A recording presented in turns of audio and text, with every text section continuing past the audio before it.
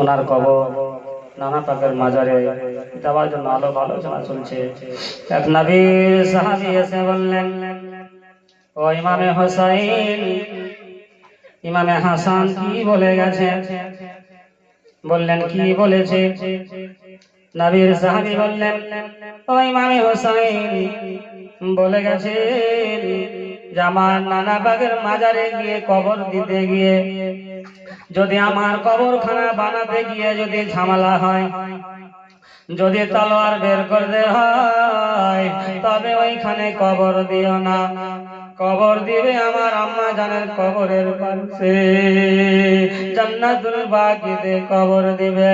এ বেরাদার, হযরত ইমামে হোসাইন রাদিয়াল্লাহু তাআলা আনহু মায়ের কবরের পাশে নিজের ভাইয়ার কবর হয়ে গেল।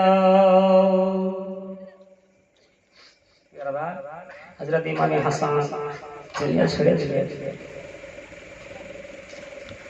বেরাদার, ইয়াজিদের বাবার নাম আমিরে মাবিয়া নাকি? ইয়াজিদের বাবার নাম আমিরে মাবিয়া, আর মায়ের নাম মাইসুম। ইয়াজিদের মায়ের নাম মাইসুম। 160 হিজরিতে ওনার ইন্তিকাল হয়েছে। যখন ইন্তিকাল হয় তখন তাকে একটা বড় অসুখ হয়েছিল আমিরে মাবিয়াকে। ওই অসুখে আমিরে মাবিয়া দুনিয়া থেকে বিদায় হয়েছে। ওনার বয়স যখন 67 বছর, 67 বছরে আমিরে মাবিয়া দুনিয়া ছেড়ে দিয়েছে। বেরাদার, এবার থাকলো কে? হযরত ইমামে হোসাইন, ভাই ইমামে হাসান দুনিয়া ছেড়ে চলে গেলেন। আর ইমামে হোসেন কাঁদছে আর বলছেন, ভাই তুমি তো আমাকে ছেড়ে চলে গেলে, আমি তো একাই হয়ে গেলাম, আমার সাথ কে দিবে, আমার সঙ্গী আর কে হবে?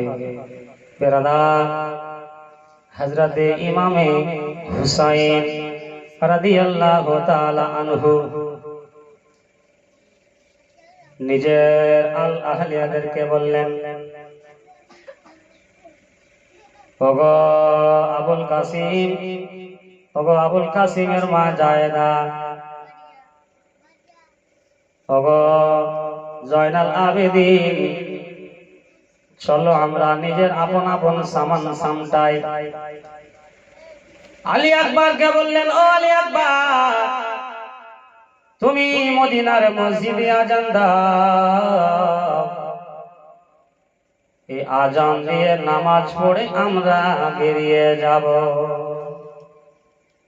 হযরত ইমামে হোসাইন বললেন, নানা পাকের রওজা মোবারকে গিয়ে কেঁদে কেঁদে কেঁদে কেঁদে বললেন, নানা গো, আপনি যখন মক্কা থেকে মদিনা এসেছিলেন আমার আব্বা হযরত আলীকে সঙ্গে করে নিয়ে, এই নানা জান, আপনি যখন এসেছিলেন মক্কা থেকে মদিনা, দুশ্মনদের জালে, দুশ্মনদের ভয়ে, কাফিরদের ভয়ে, এই নানা, আর আমি এই মদিনা থেকে মুসলমানদের অত্যাচারের জন্য যাচ্ছি।